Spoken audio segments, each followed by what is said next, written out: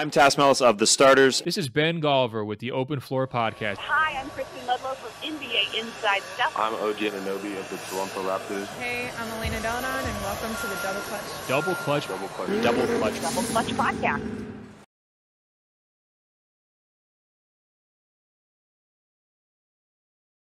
Hello and welcome to the Double Clutch Podcast. I'm one of your usual hosts, Mike Miller, and I'm joined tonight for the first time in a long time by Mr. Huw Hopkins. How you doing? Hey-o. Oh. How's it going, Mike? I'm excited to see you, mate. It's been a while. It's been a while. It's been far too long. I seem to have stepped in when you haven't been here. So, it's weird that we're actually doing it together. That's good.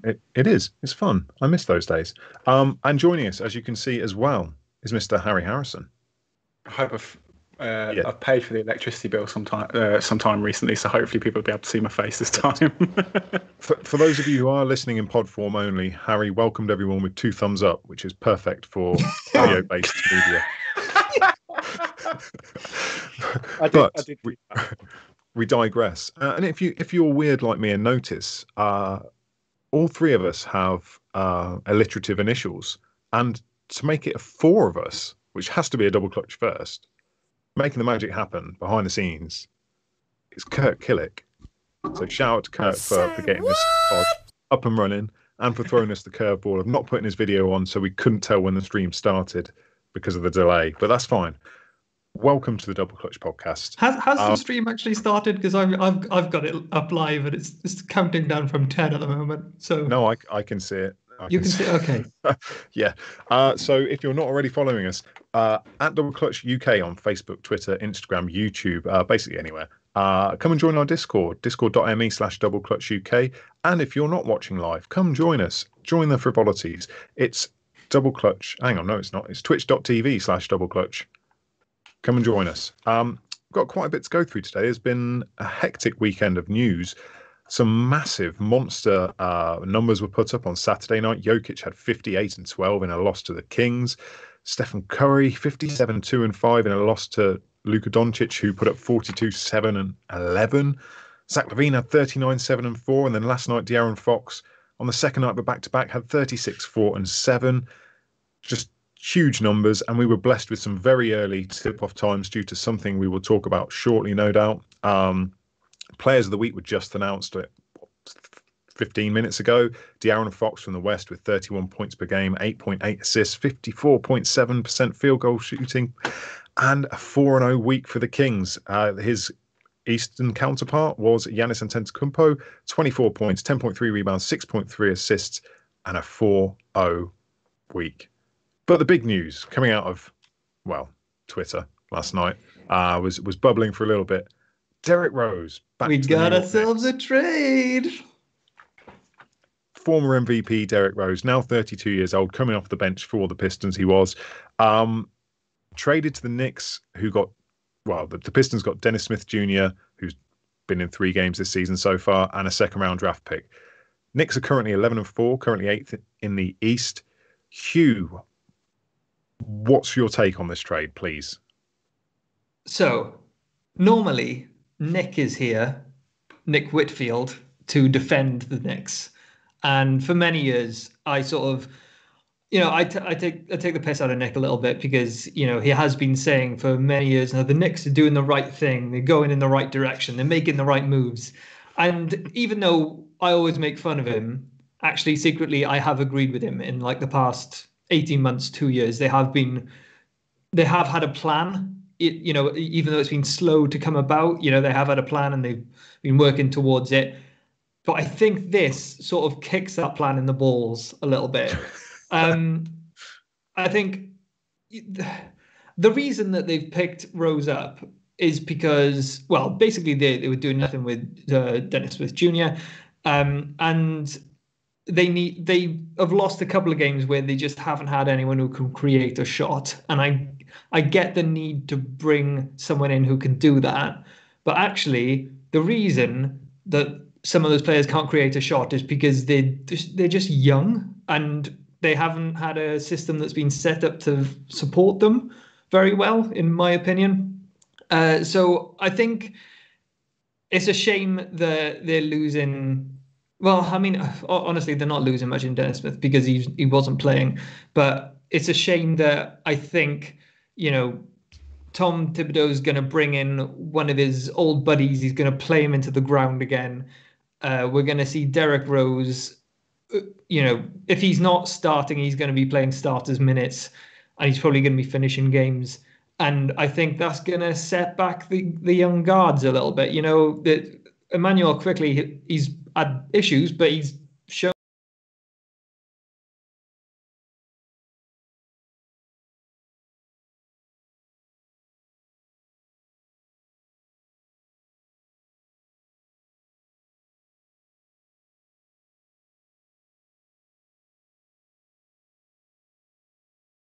too quickly. They're not Derrick Rose because few people are Derrick Rose, you know, like Derrick Rose was early in his career. But yeah, I think it's I think it's a bit of a shame that they given up on that young core and bringing in an older veteran. I think it's going to ruin their development a bit.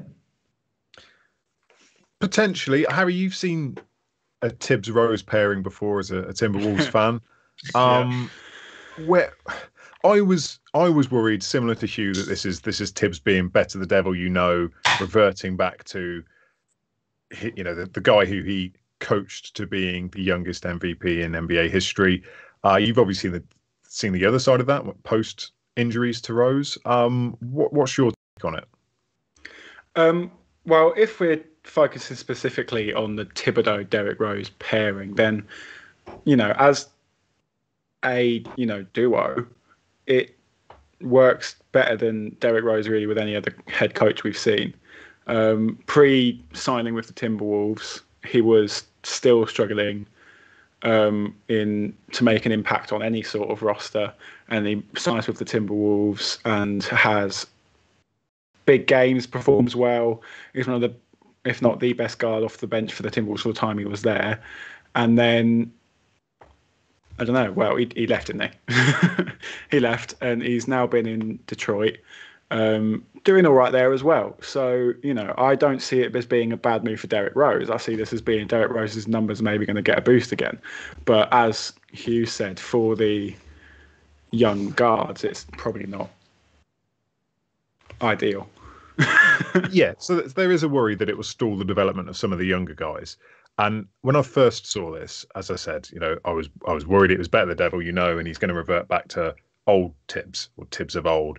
But the more I look at it, the more I'm comfortable with it. I mean, they're taking on an extra $2 million in salary this season, but then that's it. Both Dennis Smith Jr. and Derrick Rose are out of contract at the end of this season. He's putting up fairly decent points in limited minutes, although he's not a very efficient scorer at all at this point in his career. Relied heavily on athleticism, which he doesn't have anymore. Not a great shooter in general, but he still gets buckets. And I think that's, Huw touched on it at the start, with the need for the Knicks to have some more offense. I think they're ranked 25th in offense. They're ranked 7th in defense. So I don't think there'll be too much of a slide defensively. Not that he's a great defender in comparison to the bump they're going to get offensively. And I think that's going to be the difference between winning a few games. I mean, they're already, what did I say, the 8th seed, which is a massive, massive plus. So that surprised me, because it's like they're already ahead of where they should be this year. And I just feel like they must be trying to push for a slightly higher seed to get out of the play-in somehow, which seems short-sighted. But I also think that Tibbs is trying to install a culture there. One of the ways to do it is to have someone who's respected around the league for his contributions, for what he's done previously, who knows Tibbs, knows the system, to come on and talk those guys up, talk them into it, get them to buy into it even more than they already have done. So I'm okay with this trade. I actually think fair play. Have we ever seen culture leadership from Derrick Rose though? He was not the culture setter in Chicago during his heydays. He was the statistical leader, and he was the best player on that team. But I think he was too young to be the culture setter. I don't think he was on Minnesota, because that team didn't have any culture at all. It was awful. Still has no culture. I don't think I don't think he's done anything of note in Detroit, in all honesty. So what Overtly, is he going to hasn't. do? I think he can. Guys are going to respect him around the league. He must. He's obviously a shadow of his former self, but he's still playing in the league. He still gets the respect. I think players still look up to him because the guys who are in the league now must have been looking up at Derrick Rose during his rookie season and his subsequent, rookie of the year, extremely just phenomenal, explosive guard, and then MVP like 1 or 2 seasons later.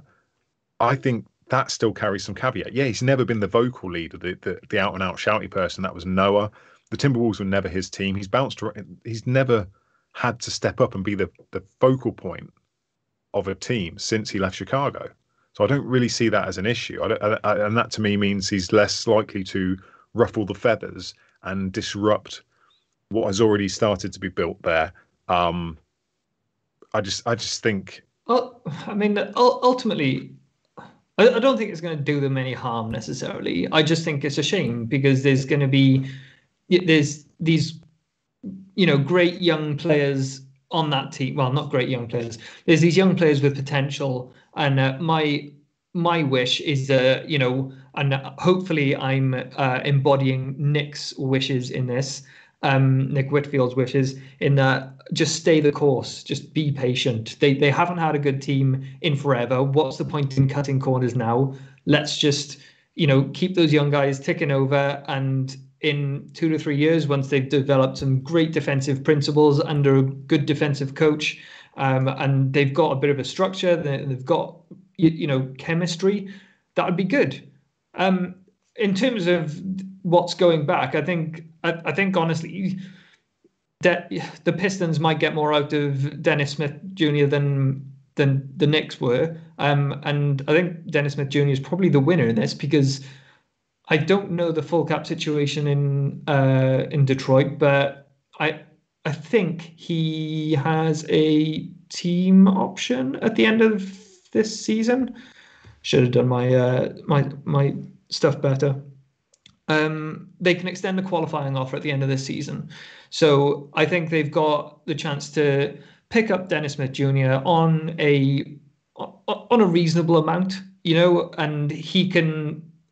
I don't think anybody's really given him the ball apart from that season in Dallas. I think he's going to be the beneficiary in all this, if anyone's going to win out. I'm not convinced picking up Rose is cutting a corner because I don't think this new Knicks front office is naive to go, hey, we've got an MVP here. We're going to go to the finals. I don't think it's. I mean, Dolan's still in charge, so I could be just completely wrong, and he does think that. I just think they're going to have a veteran presence in the locker room that helps. The same way JJ Barea was with Luka Doncic. I'm not comparing anyone on the Knicks to Luka Doncic, but in terms of Dennis Smith Jr. and the Pistons, where do you see? I mean, they've got a second round pick and Dennis Smith Jr. Where do you see this franchise going? Go on, Harry. Go on. Nowhere still. Like, I'm down. Sorry to any Piston fans. It's still going to get worse before it gets better. Many people in the Double Clutch Fantasy League will have known that, like the Detroit Pistons will probably start doing. I've been shopping Blake Griffin for the last month, trying to get rid of him because it's like for the whole franchise as a whole, it's just not good. And I know it's got nothing to do with Blake Griffin. I don't know why I said that, to be honest. Now that I've heard well, it has. He's not able to stay on the court. He's constantly injured in a shadow of his former self. Well, that's essentially, he plays. No offense intended. I think you have to caveat every time you slander someone with comments like that. 50% of the Detroit games. Hence why he's no good in fantasy. He doesn't get me the points. Doesn't play enough. But he plays in like 50% of the games because he needs the rest because his knees can't take it.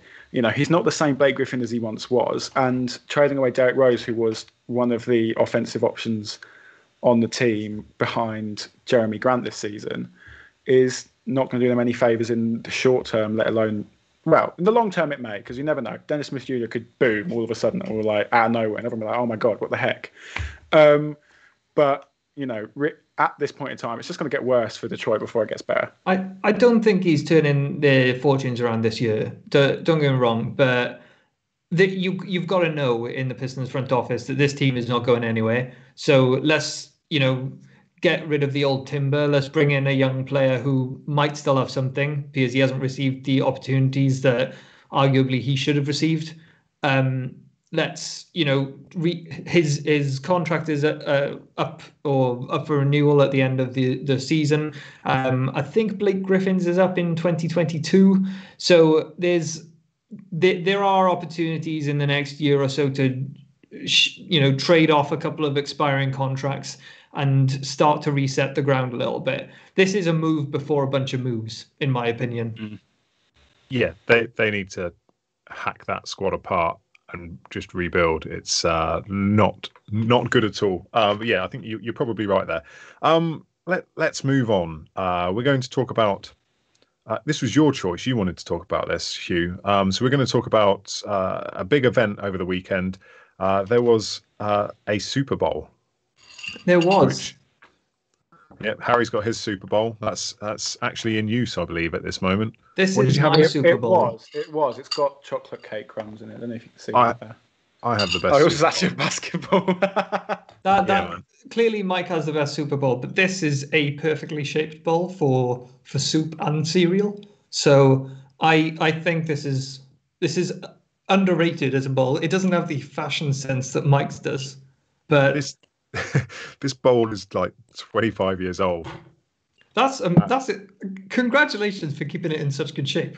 Yeah, man. And it gets still in my mid-30s. It's used at least once a day, sometimes twice. Like you said, soup and cereal. So I will have soup in it at lunch sometimes. And if I'm hungry before bed, 3 Weetabix. Perfect. Nice. But obviously that's quite tongue-in-cheek. But I think we need to probably just touch on the Super Bowl and the fact that there's a lot of GOAT conversations coming out of it. And we love a little bit of a GOAT chat over here.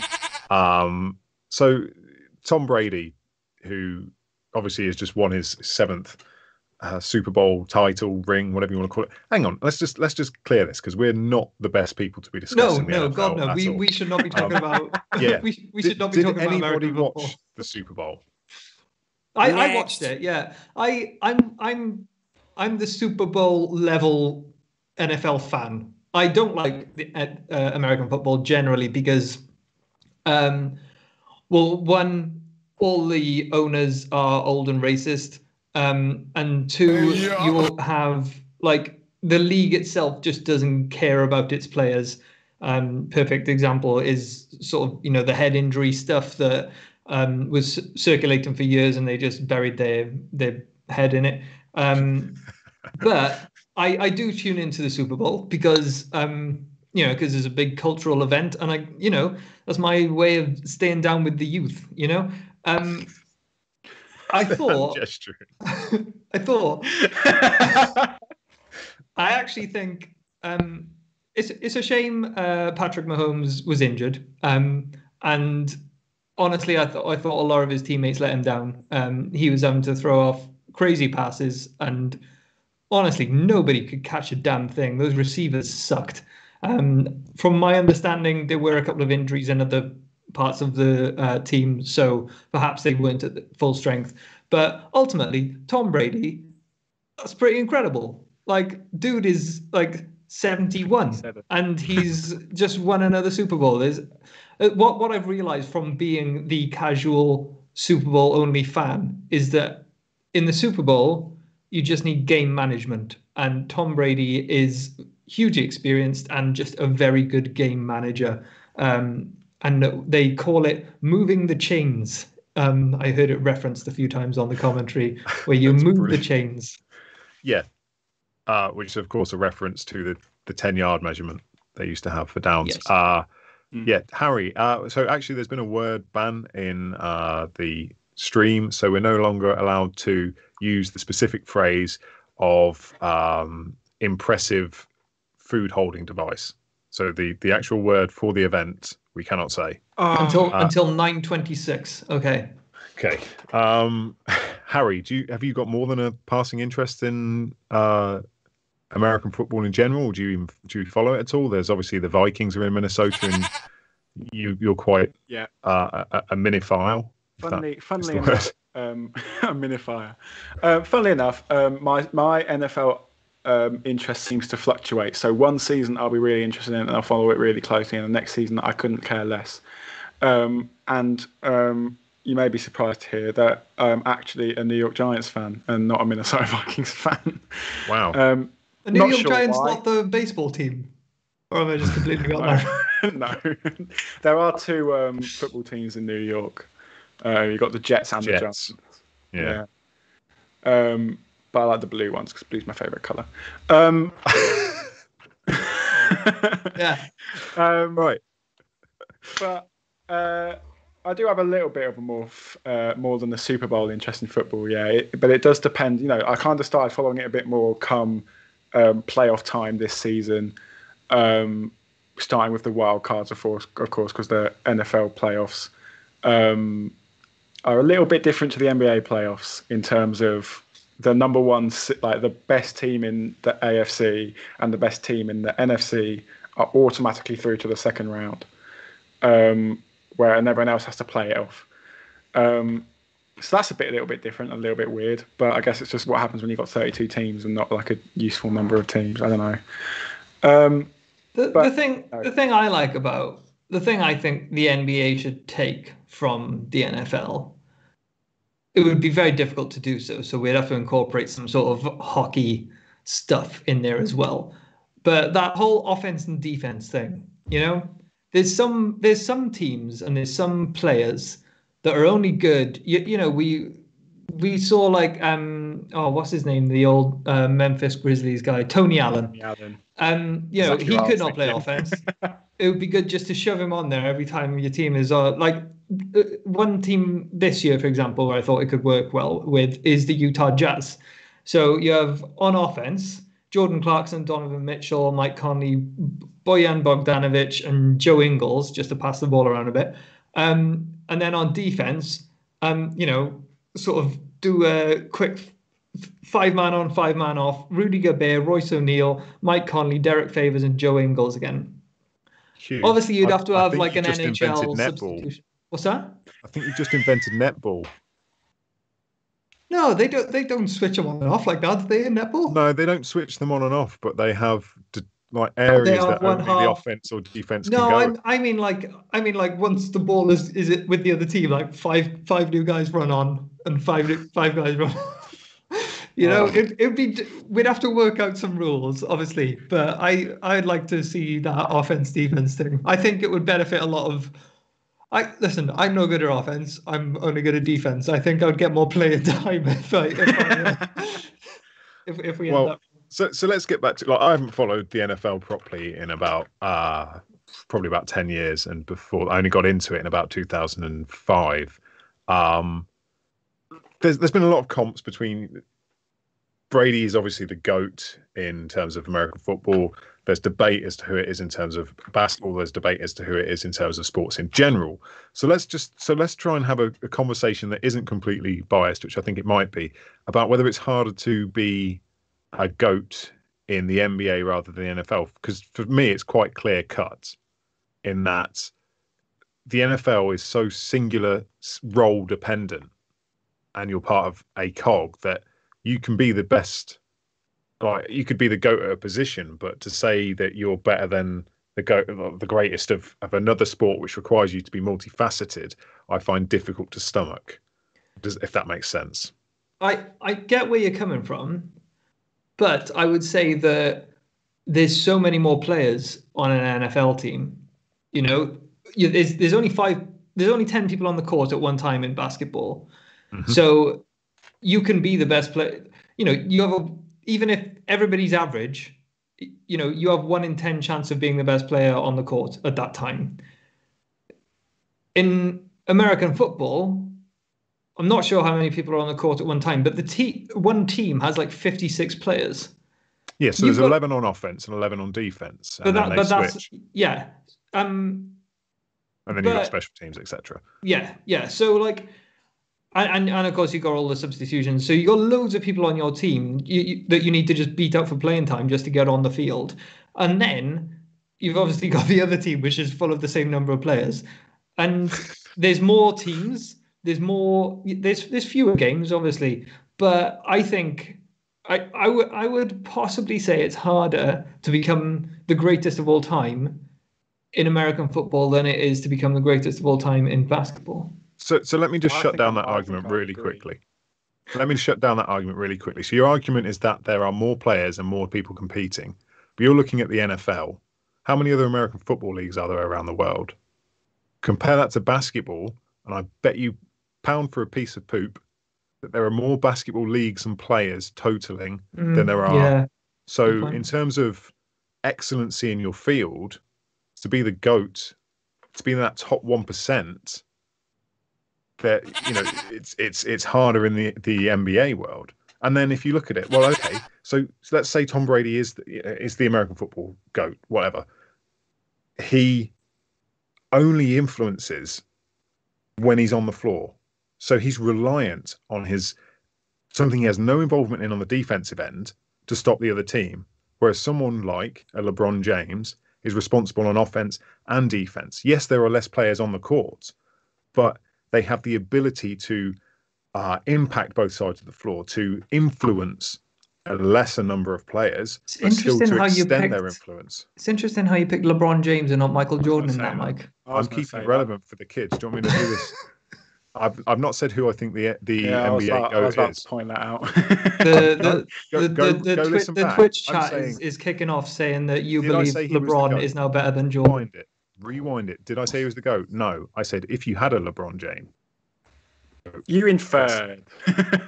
Definitely inferred. I think there's an argument there. I still think it's Jordan. I've said there's been an argument there since they came back from 3-1. Respect greatness. Harry, what do you say on the matter? I think it's if we're talking about this seriously, because we're serious people. Of course. Yeah. It's a tough call to make, but how many? There's less people on an American football field, but how many of them do you actually? Oh, sorry, more people. There's more people, but less people playing American football. I mean, compared to basketball, probably. Globally. Yeah, globally. And so there is more competition to be the GOAT of basketball globally. But how many in even the NFL offensive and defensive linemen can you name? It's very select positions can be cool to be, like elite players that can be in that discussion. Myles Garrett is a Cleveland Browns lineman on the defensive end, but he's never going to be the GOAT because all he does is throw his body into other people to stop them tackling the actual quarterback. Myles Garrett. Yeah. So why is he never going to be the GOAT then? Because if he's the greatest of all time at doing that, and but that's not what the GOAT is. It's not glamorous of all time. It's greatest. If he's the greatest at his role and his influence and impact is greater than that of anyone else, he should be called the GOAT. I get what Harry's saying. Like the quarterback has a much greater potential to be the greatest of all time because he is the one who has the ball in his hands every possession, essentially. That being said, I remember, Mike, you might remember this more than Harry, perhaps, but before comedy roast became such a huge thing, Shaquille O'Neal did a comedy roast alongside Emmitt Smith, who was a running back. And he's the only person I know of that generation because I don't know any other American football stuff. But a lot of people said at the time that he was one of the best in the league and perhaps one of the best of all time. Now, I don't know how far up Emmitt Smith is on that sort of, on the ladder of greatest of all time. But that, thinking back to that and thinking to players like Gronkowski, even though, he's possibly not. No, he is pretty damn good, and like Antonio Brown. And there's a couple of others who don't play the quarterback position that do stand a chance of being on that ladder. But I think ultimately it's like the point. It's like saying the point guard in the NBA is only going to be the greatest of all time, when in fact it's other, it's the multifaceted guys, arguably, like LeBron and like Michael Jordan. I don't know what my point is. I don't know either. I'm just saying, okay. That happens to me virtually every time you ask me a question. I kind of end up talking and losing my point. So, welcome to my world. Welcome to podcasting, Harry.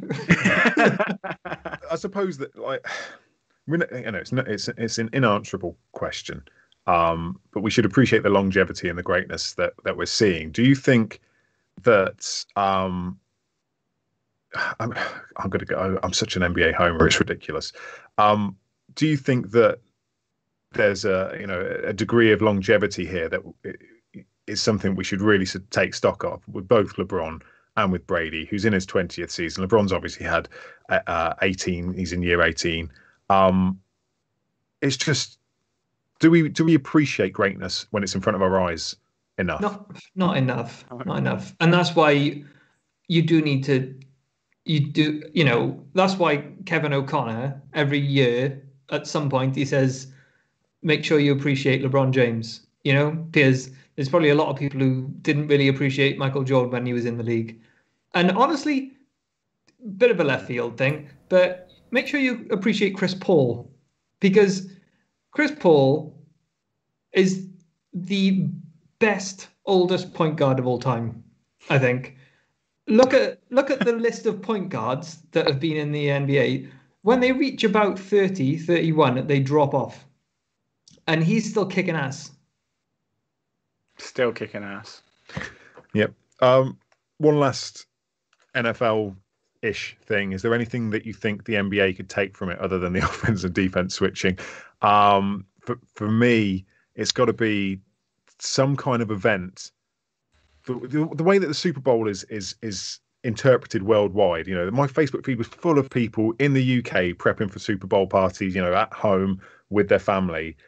We don't see any of that, and I know that the 7-game series in the finals, or the best of 7, doesn't have the same impact as a singular game. But is there anything you think from the NFL product the NBA could take to enhance fan experience? Nope. Harry? Abject big outdoor silence. stadiums. Big out.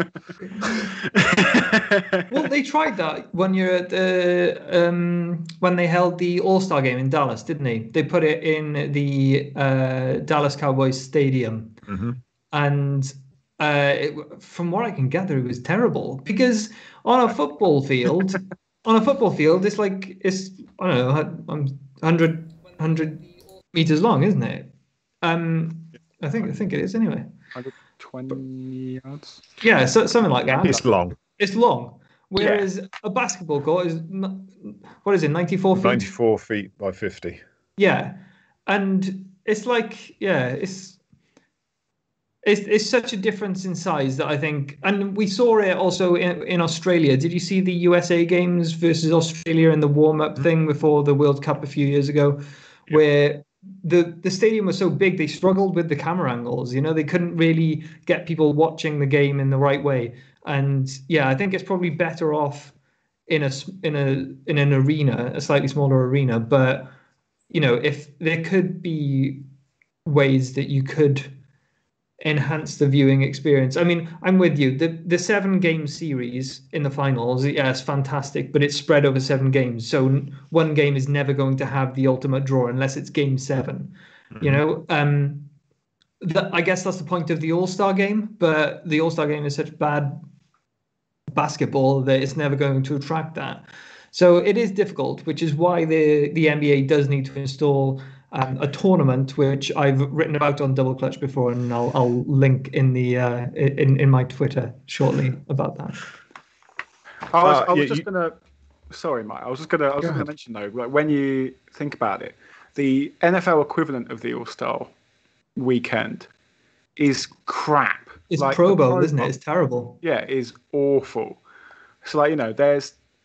In terms of the Super Bowl being a big thing compared to the NBA Finals, All-Star Week in terms of the NBA is going to absolutely dwarf whatever rubbish the Pro Bowl is. So, it's, and going back to the thing that the NBA can take from NFL is outdoor stadiums would be good, because imagine a top regular season game in the snow, because they play in the snow in the NFL. You've never That played was outdoor sick. basketball, have you? When it snowed, there's sucks. no way that's happening. No, Let's move just before we move on. Nick's just put it in the chat, and it's actually something I wanted to mention there. Is when you were talking about this, it completely slipped my mind. But University of North Carolina played on what they called U.S. Air Force. It was the big ships with which jet carriers, I guess. They played on there a few years back, which was just a really interesting experiment. But anyway, let's move away from being out of our comfort zone and trying to discuss. Stupid idea to talk about the Super Bowl. We've mentioned it a few times. All-Star, it's happening March the 7th in Atlanta, which, given the current situation, is absolutely ridiculous. Is it happening though? Is it happening? LeBron James said it shouldn't happen, and then Giannis was like, "It's not going to happen." No. So what actually was said, per Dave McMenamin, LeBron said, "I have zero energy and zero excitement about an All-Star game this season." He said he'd been looking forward to a 5-day break in March after a shortened off-season and believes it's not a wise decision during the pandemic either. "I'll be there physically, but not mentally," is what LeBron said. And then per Eric Woodyard, Giannis said, "I think every player was looking forward to those 5 days, 7 days, and whatever the days are. We've got to all follow the big dog." And Antetokounmpo said, referring to James, "The big dog says he has zero excitement and zero energy for the All-Star game. I'm the same way. I really right now don't care about the All-Star game. We cannot see our families." Harden spoken out against it. Kawhi spoken out against it. Huw, you obviously don't think it's going to happen. No, I don't. I think they will say. Don't get me wrong. I don't think this is a conspiracy. I think both sides probably went into it initially with good intentions, but I reckon they'll say, "Well, actually, cases are spiking. We need to be careful." I reckon they'll try and do something else. Well, I mean, I'm saying this now, but already I'm thinking, well, it's a professional sports league. They're just going to try and do it anyway. It's all about money.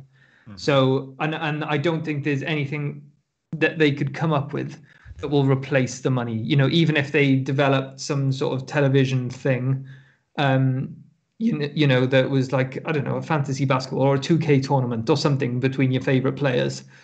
I just think it wouldn't be the draw of an All-Star weekend. So, I don't know who. Yeah. Elliot shouted out in the chat, Nike wouldn't allow it to happen, and even though Elliot is often quite what's the word? Not a fan of Nike generally, if I recall correctly. I think he's sort of on point in that it will mean too much to those major sponsors that sign up every single year. Yeah, I'd be interested to know the fiscal impact of it being cancelled, because that's the main driver here.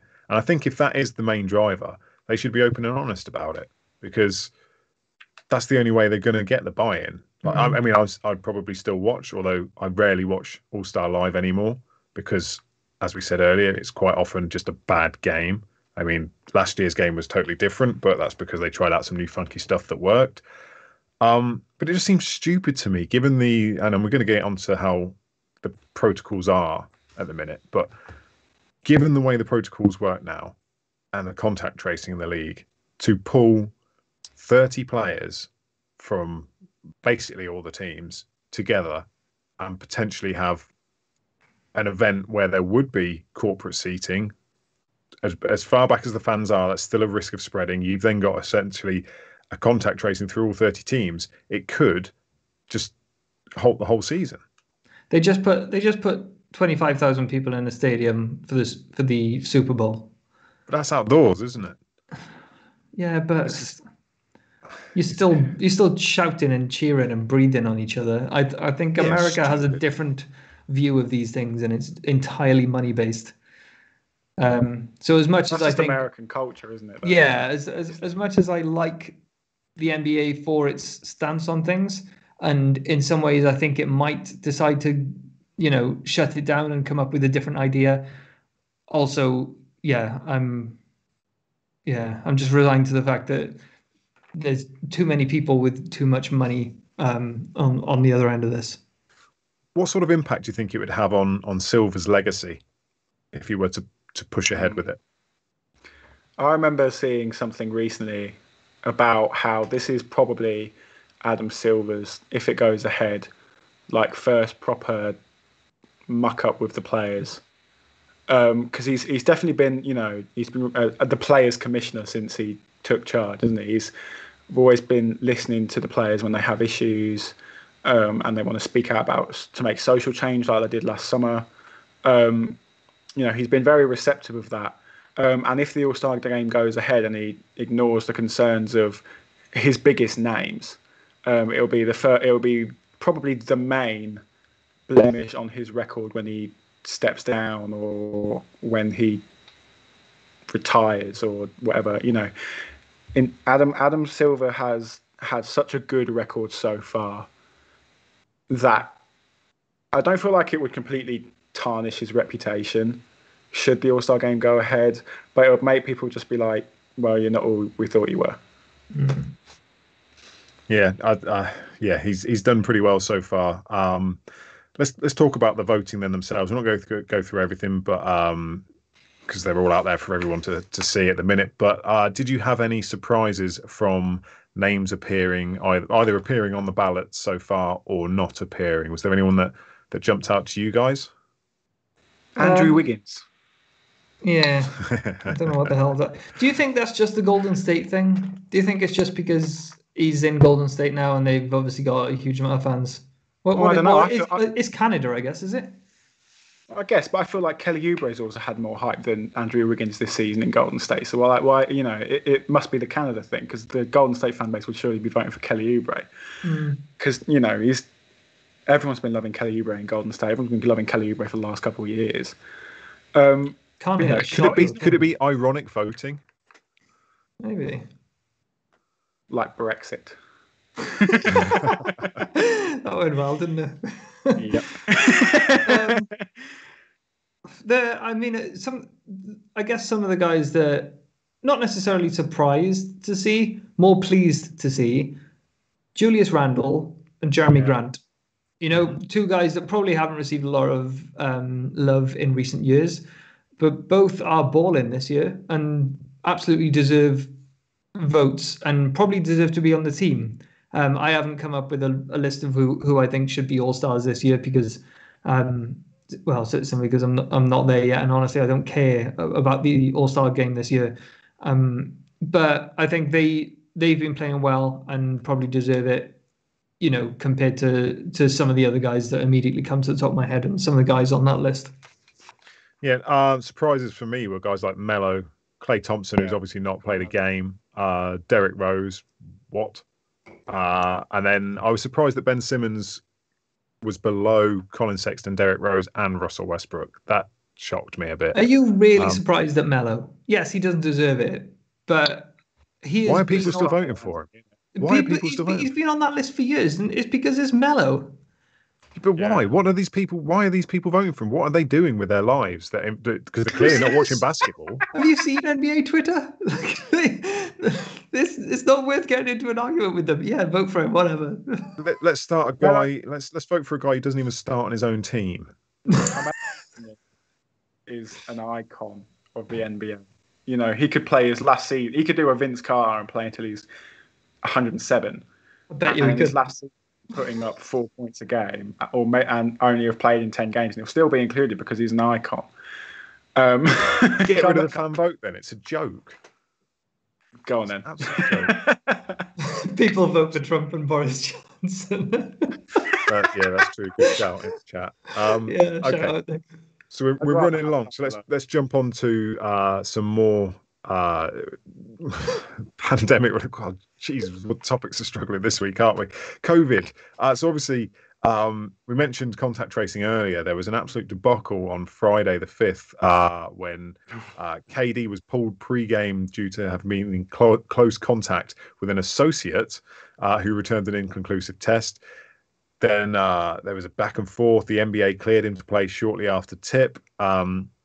In a league statement, it was Durant was initially held out of the game whilst the result was being reviewed. Under the league's health and safety protocols, we do not require a player to be quarantined until a close contact has confirmed a positive test. So if that's the case, why did they put him before the tip? But anyway, they then let him go back and then pulled him after his fifth foul, presumably because another test had come back positive, and now he's quarantined for 6 days/3 games. That's mad. So what about all the players that were on the court with him? Exactly. It's absolutely stupid.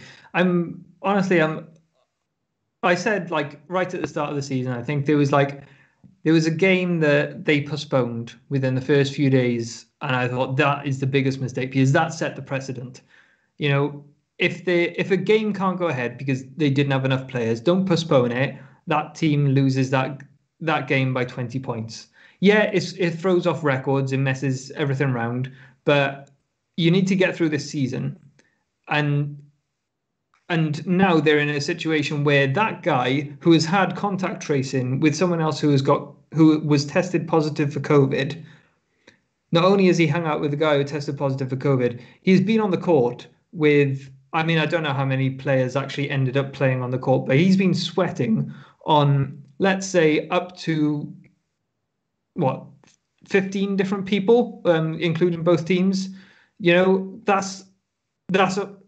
there's no reason why both of those teams should not be shut down now. I don't get it. If that person has contact tracing, then Kevin Durant does contact tracing with everyone on his team and the opposite team. It makes no sense. Yeah, no, I agree. Malika Andrews and Woj, Harden said Durant feels the same way, especially with him already having it, and we get tested every single day. He's been negative, so I don't understand what the problem is. The game should have been postponed. I feel like if we're talking about contact tracing, he was around all of us, so I don't understand why he wasn't allowed to play, then allowed to play, then taken back off the court. If that was the case, we should have postponed the game. It doesn't make sense to me. He had coronavirus last March, and still in January had antibodies when they antibody tested him. I don't know whether it's, I'm not an expert on this at all, but so I don't know whether it's possible to have antibodies and still carry it. I know that with the Oxford vaccination, they've found that if it stops you carrying as well. So I don't know what impact natural antibodies have. You're immune for about 5-6 months if you've had it. You have the antibodies for about 5-6 months. But are you immune from passing it? That's the thing. Like, what if you get it on your clothes or on your, if someone else touches your clothes and you picked it up off someone on your clothes, then surely they can pick it up off that. So I don't think that's a thing, to be honest. I don't know. I'm not a scientist. It's just ridiculous. If they start postponing games, though, willy-nilly, again, this comes back to your point, Huw, they've got to make them up at a later date. Yeah. And now that they've boxed out that 5-day break, which could have been used to catch up on some games, they're going to have they're going to be extending the end of the season, essentially. It's just ridiculous. And the impact on a team like Brooklyn, who have assembled 3 superstars and are trying to establish a rhythm, could be significant. I mean, they're struggling to get those guys on the court. It's ridiculous. Hashtag willy-nilly. Yeah. All right. Harry, did you have any final thoughts on the contact tracing strategy, the COVID protocols of the NBA? Well, not really, other than the fact that, I agree with you guys to the point where it's just stupid in a sense of why doesn't everyone else have to sit out? Exactly the same as you've both already said. It doesn't make sense. They've made an absolute balls up of it, to be quite frank. And well, I don't know what more we can say. It's just a balls up, innit? Yeah, no, I agree. Let's move on to something slightly more lighthearted. Nothing but Knicks silly nonsense. Jackie Weaver shot to fame this week after single-handedly taking down the toxic patriarchy that was holding Handforth Parish Council in Cheshire to ransom.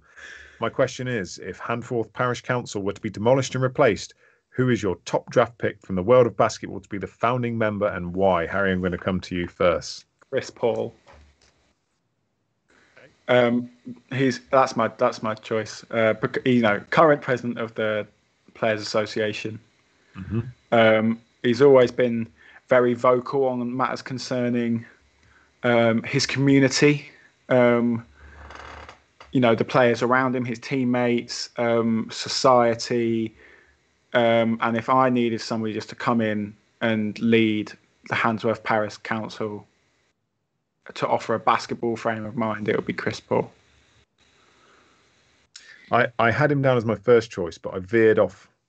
Okay. I veered off, and I'll explain why. Huw, who have you got? Yeah, he was on my short list as well.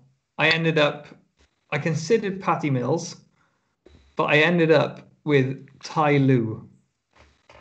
Okay. Ty Lue is a journeyman. He's been around. He's got a lot of experience. He became an assistant coach, and at one stage, the leadership on that team was terrible. It was David Blatt was saying that there's no pressure because he's played in Russia. He's coached in Russia, and it was a horrible situation.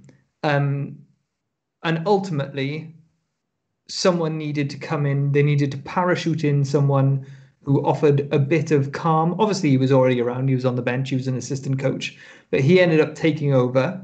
But I don't think a lot of people necessarily thought that, not many people, I can't imagine David Blatt was too happy about his assistant sort of usurping him.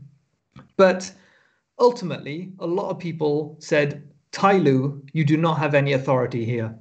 And because it was LeBron James who had all the authority, really. Like he was the coach, he was the point guard, he was the man running the show, and he led them to a championship.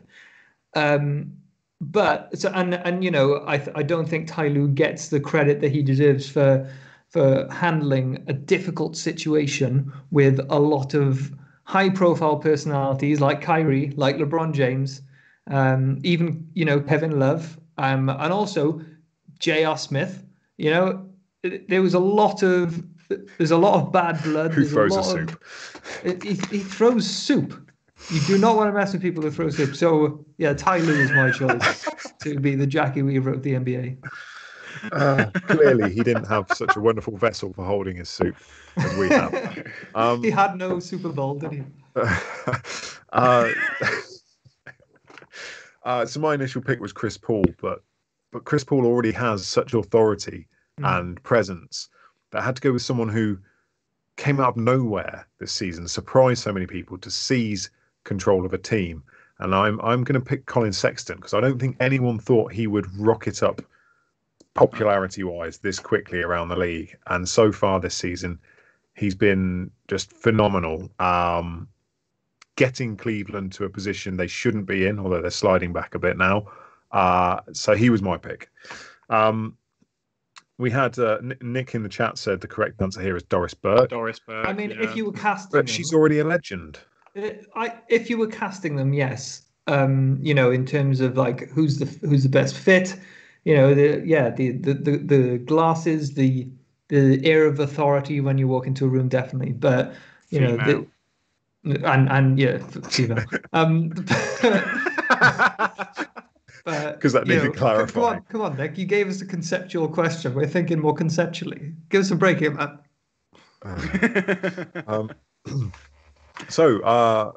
Talking discourse on Discord. We're over 130 members now, so thanks to everyone who's coming in, joining that and contributing to the conversation. There is lots of general chat going on, usually reacting to the previous night's news, things like that. There was a what the hell happened on Friday with the contact tracing we've already spoken about. There was reactions to the Derrick Rose trade. There's also a fantasy league as well, so come and join in discord.me/doubleclutch. So Fantasy League update. Only one team remains unbeaten so far, and that's Richard Hunt's Nottingham Gam. But there was a rather suspect trade at the weekend involving that team and the single team without a win, the Corby Steelman, where a significant player changed hands, or two significant players at least. But I've yet to receive a complaint about it, so I'm not going to wield my David Stern, Chris Paul to the Lakers trade sword anytime soon. Harry, your team is 2-5. How are you finding Fantasy League so far? I'm actually really enjoying it to the point where it's giving me something to do in the morning. I wake up at my usual waking up time of 12:30 in the afternoon, and I check my squad and how I'm performing. I miss being a student, man. Yeah. I go on the app on my phone and check. Oh, how did I fare against my opponent the night before? And I go on the app and I discover that I'm down 10-2. Because they're beating me in 10 areas and I'm losing in 2 and we're drawing in 1. So essentially, Monday it's already over for me. That's not the way to look at it. I've been, I send trades off quite regularly. Trades that I don't think, obviously, they're giving up more than me, because that's the whole point. What's the point if I'm going to give you a lot more? Well, the fact it's obvious is why you're not getting the trade. It's not. I don't think it's that big a discrepancy is the issue. Like Blake Griffin for PJ Washington is an absolute deal, if you ask me. But it's my mistake was I dug my own grave on that draft night. To be quite honest, but I'm enjoying it. I am enjoying it. It's good fun, and I look forward to next seasons where I can actually take draft night seriously.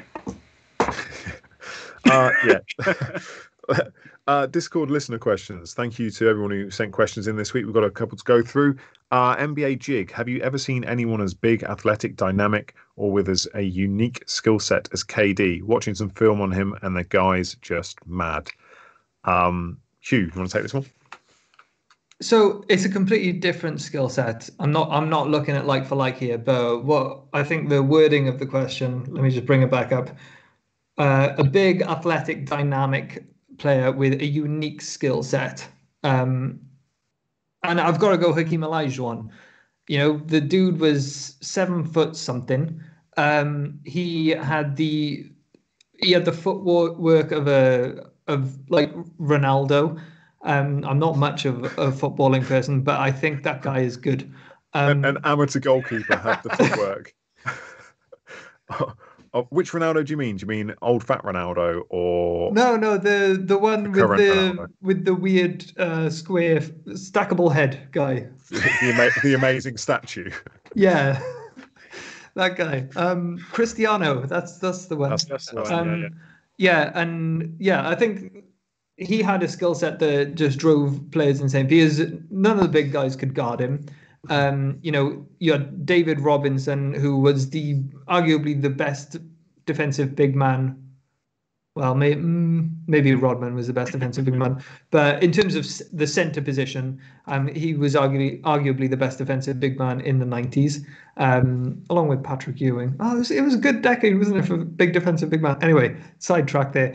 Ultimately, Hakeem Olajuwon destroyed all of them with his pivoting, with his footwork, with the shot that he could extend out to, really long twos. He wasn't much of a 3-point shooter, but he was an incredible all-around player and couldn't be stopped. I wonder what Hakeem would be in this decade. I wonder if he'd be more like Giannis if he was given the ball more, like if he'd been given the ball more developing. That's a pretty good shout. Harry, anyone from you? Give me a second. I've forgotten the question. I remember now. I was taking it literally in terms of have we ever seen somebody as exactly like KD before, to which I kind of just went no, and then didn't think it would get covered in the podcast, so I didn't really prepare an answer, to be honest. So there you go. I think he is one of the most unique players in NBA history to do what he can do at his size. There have been others with unique skill sets. I mean, even if you look back to someone like Wilt, people just put him in as a back to the basket big man, and yet he could run the floor. He was a Harlem Globetrotter before, back when that was actually something. He led the league in assists one year. Yep, and led the league in rebounding, blocks. And they didn't even count half the stuff that he used to come down at half time and tell everyone his stats, even though they didn't track them. It's ridiculous what this guy could do. And go back and watch grainy footage of him. As much as it's shorter white guys who can't get off the floor, he's still leaping over them. Like That's athletic presence in a pair of Chuck Taylors. To give NBA Jig a bit of film, a few guys to go watch. If you want to see a few guys that were sort of very much like or in that KD mold, he is very unique in that regard. But look at players a bit like George Gervin, or maybe Dr. J. Even though Dr. J didn't necessarily have like the jump shot and that sort of thing, but he did have, just freak of nature, body in terms Control. of body control and the length of his wingspan and that sort of thing. He was an incredible looking physique of a guy that could, do different things to anybody else on the court at that time. So even though it's not exactly like, I think that those types of players I definitely recommend looking at. Next question from Elliot, Hoopin and Luton. With the emergence of players' love for red wine, it would make me assume that they are also cheese connoisseurs. Having just tucked into some rather marvellous Wensleydale and cranberry cheese myself, what do you think your favourite player's cheese of choice is? So my favourite all-time player is Manu Ginobili, and I can only imagine he has a fantastic choice, a fantastic nose for cheese, shall we say? There is an Argentinian style cheese called provoleta. I think that's how you pronounce it. Which is, from what I understand, a bit like a cheddar, but slightly more spongy. So I imagine that's the type of thing that he goes for. I don't know, of course, and I've never tasted provoleta, and I don't even know if that's the right texture for it. But I think kudos for you for actually trying to use an accent as well. Was I trying to use an accent? No, you weren't. But it was just like provoleta. If you got me, obviously not got. Did I sound very much like the Brit on holiday? Saying, yeah. If you said it a bit louder, they might have understood you. Apologies, gentlemen. That's all right. Harry, favourite player's cheese? I had a couple. They aren't necessarily my favourite player. I think it's well documented who my actual favourite player is, but I went with some ones that I could try and make a funny connection to. So Giannis's favourite cheese would be feta cheese. The Greek freak, feta cheese, of course, way. Yeah, no, and then the funny bit. The French cheese, Rudy, go Camembert. Okay, no. Well played on that one. I think we do need a section, perhaps next week's show, or maybe in about 6 months when we've forgotten how terrible this section is. Maybe we can look at cheese-based puns that like a no dunks pun gun sort of thing. That would be good. So let me just slap down all the haters in the chat and the digs you were making at me earlier. My favourite player, as you well know, is the man whose name is on the jersey behind me. Giannis Antetokounmpo? Don't make me do this. Who else's chair has that stuck on the back of it? But it's obviously goat's cheese. That was really good. Yeah, that was really good. Fair play.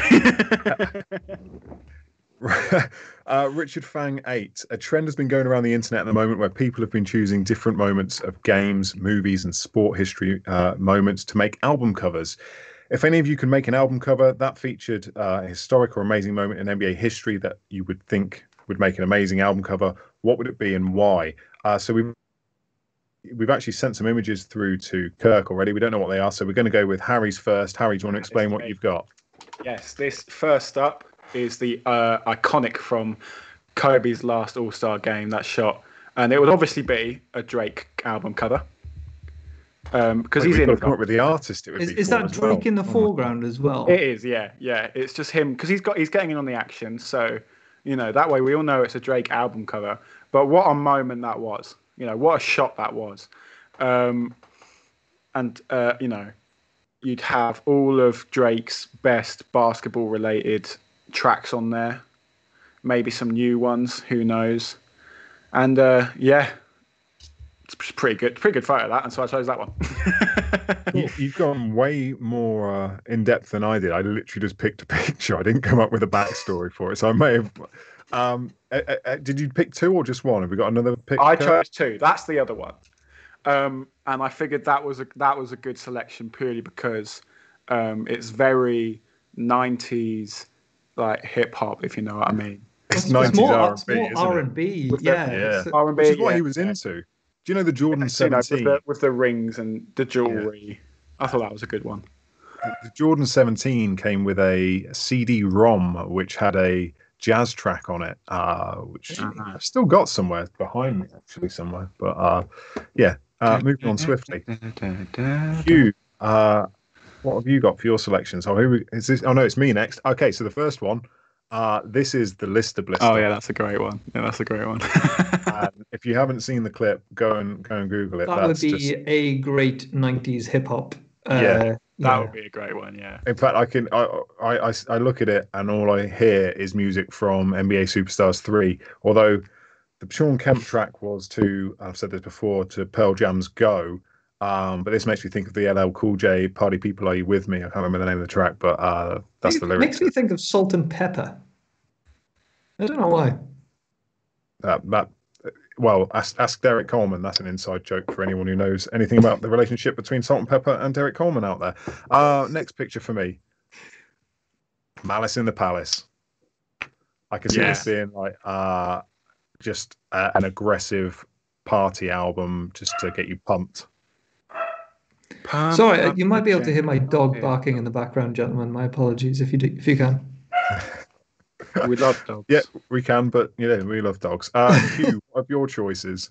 So my choice, this is a very specific song, and it's not actually an album. It's a single. Do you remember, like, you used to get like actual CD singles?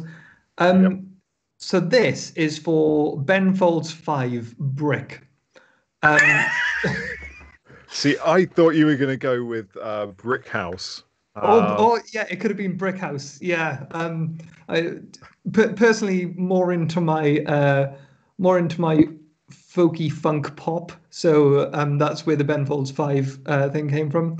But yeah, obviously inspired by Shaq, and I think the original single cover, it actually just had a brick wall. And I thought that was pretty unimaginative. I think we can get some metaphors going in there, and Shaquille O'Neal is the perfect one. Right. It could be a Pink Floyd album. Though. What's that? Sorry, Harry? With the brick wall, you know what the song is, don't you? So I guess it kind of does the job. Yeah. But I did send in another one, and of course, it has to be this picture of Tim Duncan, which is arguably the most beautiful picture of all time in NBA history. Songs to fall asleep to. He always he always used to hug the ball like this. And it sort of, when I was thinking of this image, I started thinking of a lot of famous album covers which had people with their arms crossed. So Kirk, if we can run through a couple of those additional ones now. So of course we've got Robert Plant. Now and Zen, which I can tell you is a terrible album. It is nothing like any of the Led Zeppelin albums.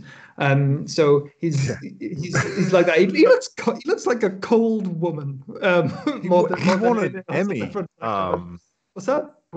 He won an Emmy. Was it an Emmy? Is that the music one, or a Grammy? That was it, Grammy for country music a couple of years back. Yeah, that was a very good album as well with Alison Pratt. That was a good album. Not Alison Pratt, Alison Krauss. What did I say? Alison Pratt. Alison Pratt. I don't know who she is. I used to work with Alison Pratt. That's what it is. Shout out Alison if you're watching. So of course another famous arms crossed front cover is Avril Lavigne's Let Go. This is such a classic album, probably before your time, Harry. And then of course you've got the famous Queen 2 album, which isn't crossed. It's more like in this sort of like angelic style. And I think we've got one more in a similar style, of course, Metallica. Yes. So I think that was actually from a live DVD in the end. So technically it's not an album cover, but that's the reason why my mind immediately went to Tim Duncan It's nothing to do with the fact that I'm a Spurs stan. It's simply because I thought that that look would be a good one for an album cover. Surely there's a picture of Tim Duncan of him just crossing his arms that you could have used instead. I feel like they're hugging the balls. It didn't have the emotion that one. The emotion. Okay. Yeah. I feel like you two put more effort into that than me, so I apologise for not bringing the thunder. That's just standard. All my research went into that. All my research went into that. We're way over, so let's go games of the week quickly. The game I picked Sunday 2 a.m. Memphis at Sacramento. Two dynamic young point guards, one to watch for sure for me. Harry, who's your game of the week? I don't know. I didn't realise this was a thing. Well, I did. Did you even read the show notes? Huw, who's your game of the week? I didn't read the show notes either, Mike. but so the game of the week, the ones that we only have one. The ones that I will say, actually, mainly because I'm just interested in the Phoenix Suns this week. I'm currently in writing an article about them. So I've got my eyes on the Milwaukee Phoenix Suns game later in this week. I think, was it Thursday or Friday? I think it's Thursday. Yeah, and then on Saturday, they've got Philly at 8 p.m, I want to say. So yeah. That's a big couple of days for them. Yeah, big week for the Phoenix Suns. Harry, should we move on? Or have you I've picked one. I just Googled NBA schedule and picked the one that I thought, that looks interesting. Bulls Wizards tomorrow because of Zach LaVine, Bradley Beal. There you go. That's that'd be a good shootout. Yeah. Yeah. Okay, so thank you to everyone for watching tonight, for staying with us during one of the weirdest podcasts we've done. Make sure you go over to doubleclutch.uk and check out the latest articles we've had go up there. Thank you to Alex of One and Red House Painter for the follows on Twitch. Don't forget, to anyone on Twitch, you can subscribe for free if you have Amazon Prime to the channel, and then you get funky little avatars like the rotund James Harden that's running around the screen. There's also a Zion Williamson somewhere about as well. Make sure you're following us at Double Clutch UK on Facebook, Twitter, Instagram. Come over, join us on Twitch, twitch.tv/doubleclutch and discord.me/doubleclutchuk. We'll see you next week. Thanks for watching. Peace. To save the world. Yeah, Tom Brady could do that. Tom Brady could do that.